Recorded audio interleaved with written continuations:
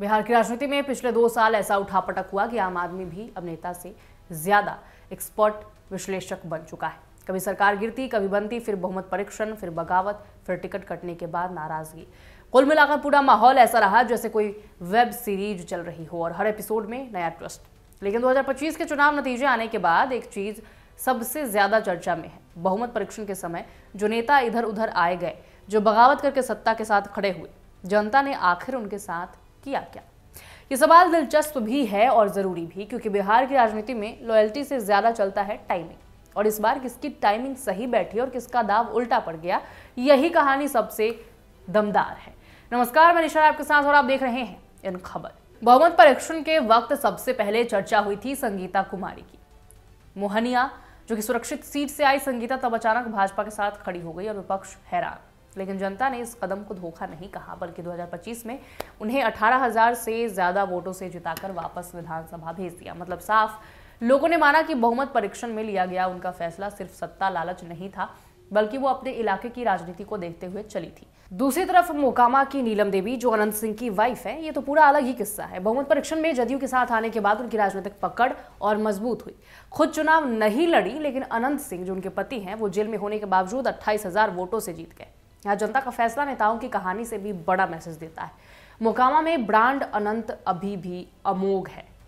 पटना की विक्रम सीट पर सिद्धार्थ सौरभ का भी मामला बड़ा दिलचस्प रहा। कांग्रेस छोड़कर बहुमत परीक्षण में भाजपा के साथ खड़े हुए तो लोगों को लगा ये तो चुनाव में हार जाएंगे, लेकिन 5,601 वोटों से जीत कर आए। मतलब उनके इलाके में मतदाता आइडियोलॉजी नहीं बल्कि राइटली आदमी देखते हैं। और सिद्धार्थ ने अपने बूथों पर पकड़ बना रखी थी।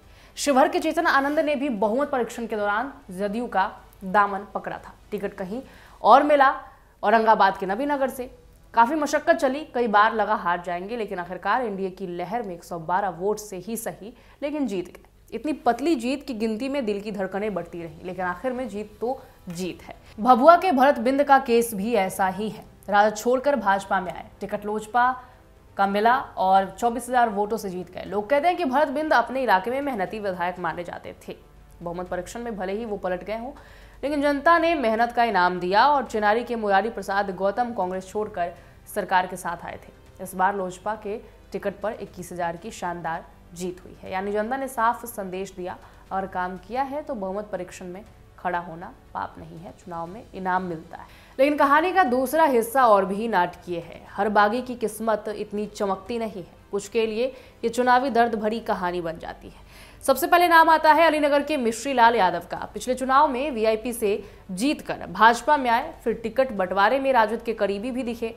लेकिन हुआ क्या, भाजपा ने मैथिली को टिकट दे दिया, वो जीत भी गई। मिश्री लाल ना इधर के रहे ना उधर के। राजद ने टिकट नहीं दिया, भाजपा ने किनारा कर लिया और घर में बैठे रह गए। बेटा धीरज कुमार केवटी से निर्दलीय लड़ गया, पर जनता ने साफ कहा यह पारिवारिक सीट नहीं है। नतीजा कुछ भी हासिल नहीं हुआ। ये चुनाव मिश्री लाल के लिए उन दिनों जैसा रहा जब कोई दरवाजा खुला नहीं होता। प्रहलाद यादव की कहानी और भी भावुक है। बहुमत परीक्षण में सरकार के साथ खड़े हुए, लेकिन चुनाव से कुछ महीने पहले जवान बेटे की मौत का सदमा उन पर इस कदर टूटा कि वो राजनीतिक रूप से सक्रिय ही नहीं रह पाए। टिकट की दौड़ नहीं की, न सत्ता पक्ष ने उन्हें मनाया न विपक्ष ने। दोनों तरफ से चुप्पी, नतीजा नाम तक चर्चा में नहीं आया। ये उन नेताओं की लिस्ट में रहे जिनका राजनीति से गायब होना चुपचाप हो गया। अब आते हैं उस बगावत पर जिसका दंड जनता ने बहुत कड़ाई से दिया। मटिहानी के राजकुमार सिंह। ये मामला बिहार की राजनीति में सबसे बड़ा कर्मों का फल वाला केस माना जा रहा है। 2020 में लोजपा ने जदयू के खिलाफ बड़ी लड़ाई लड़ी थी। उसी लहर में राजकुमार जीते थे, लेकिन जीत के बाद सीधे जदयू में जा मिले। तब से ही लोजपा समर्थकों के मन में खुन्नस बैठी थी। टिकट तो जदयू ने दिया, लेकिन मतदाताओं ने 2025 में इस पलटी का हिसाब बराबर कर दिया।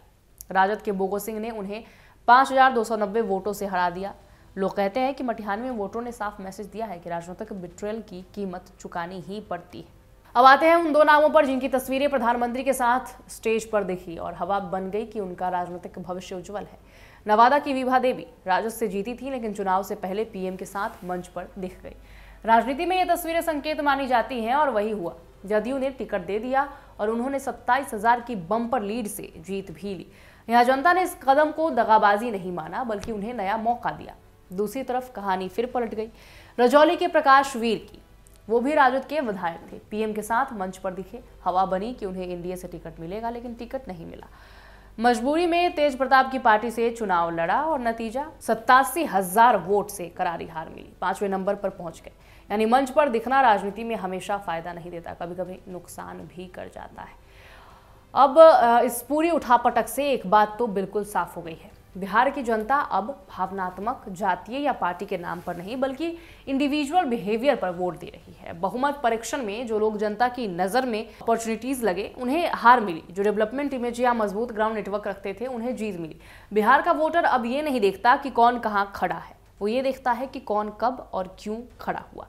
ये नई बात है और बहुत बड़ी बात है। पूरे चुनाव का अगर निष्कर्ष निकाले तो कहानी कुछ ऐसी बनती है। बहुमत परीक्षण में जो सत्ता के साथ आए उनमें से कई जीत गए क्योंकि लोगों को लगा ये प्रैक्टिकल पॉलिटिक्स है, ना कि धोखा। लेकिन जो लोग सिर्फ टिकट या व्यक्तिगत फायदे के लिए इधर उधर भागे, उन्हें जनता ने सबक सिखा दिया। इस बार जो पीएम के मंच पर पहुंचे उसमें से एक जीता, दूसरा बुरी तरह हार गया। जो टिकट मांगने में देर कर गए वो गुमनाम हो गए और जो नेता जनता से डिस्कनेक्टेड थे उनका चैप्टर बंद हो गया। तो बिहार का ये चुनाव सिर्फ सरकार बदलने का चुनाव नहीं था, ये लॉयल्टी और टाइमिंग की परीक्षा थी। किसने किस वक्त किसका हाथ थामा, जनता ने हर चैप्टर की फाइल खोलकर साफ साफ फैसला कर दिया है। हालांकि इस पर आपके विचार क्या है कमेंट में जरूर रखिएगा। फिलहाल के लिए इतना ही, मुझे दीजिए इजाजत, नमस्कार।